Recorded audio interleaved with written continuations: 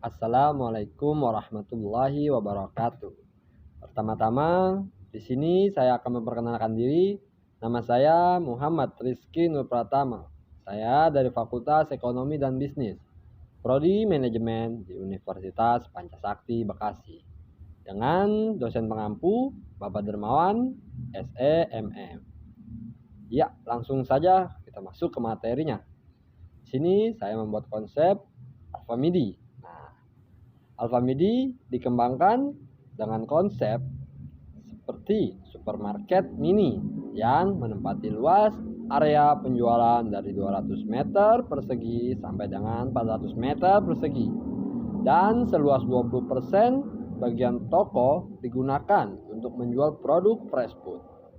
Nah, di sini ada klaster yang ada di Alfamidi. Yang pertama, no products. Yang kedua, packaged fruit. Dan yang ketiga, fruits. Dan yang keempat, reguler. Dan yang kelima, premium. Dan yang keenam, Alfamidi super. Dan yang ketujuh, midi fresh. Nah, di sini konsep-konsepnya ya. Kalau itu tadi klaster-klaster itu ya. Nah, proses buka toko. Nah, yang pertama, terima data master. Yang kedua, update data master. Yang ketiga, cetak perubahan master. Yang keempat, loader master. Yang kelima, proses update ulang stok awal. Proses administrasi. Nah, di sini ada 5 proses, yaitu yang pertama, resip. Nah, resip barang nih. Nah, yang kedua, retur. Nah, yang ketiga, repacking. Yang keempat, pemusnahan. Yang kelima, stock of name.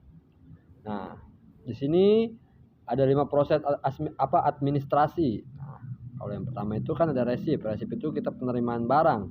Dan yang kedua ini retur. Retur ya kayak semacam barang rusak pengiriman. Yang datang ke toko barang rusak nih, bisa kita retur.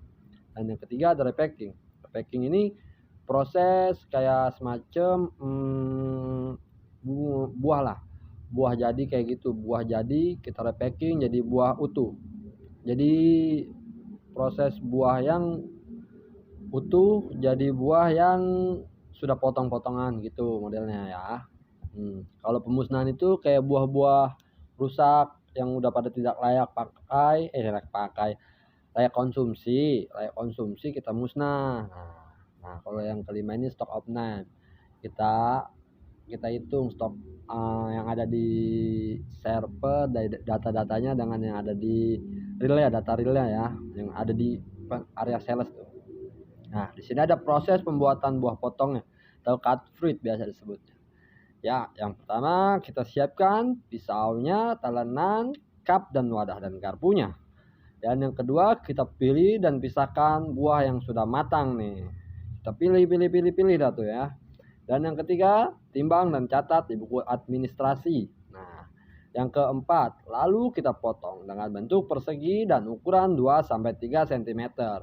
Setelah itu kita masukkan ke wadah dengan masing-masing beratnya 300-350 gram. Lumayan kenyang itu mah. Nah, di sini ada penerimaan barang dari DC ke toko. Nah, kalau itu yang pertama kita atur parkiran mobilnya ini, datang mobil kenyamanan saat menungguin barang, ya kan? Yang kedua, kita beri stempel tuh dan tanda tanganin penerima barang tuh pas saat menerima barang, fakturnya difaktur. Dan yang ketiga, cek dan pastikan fisik yang ada sesuai dengan yang difaktur. Yang keempat, cek juga apakah ada barang yang rusak. Dan yang kelima, bila ada, pisahkan dan setelah itu lakukan proses retur.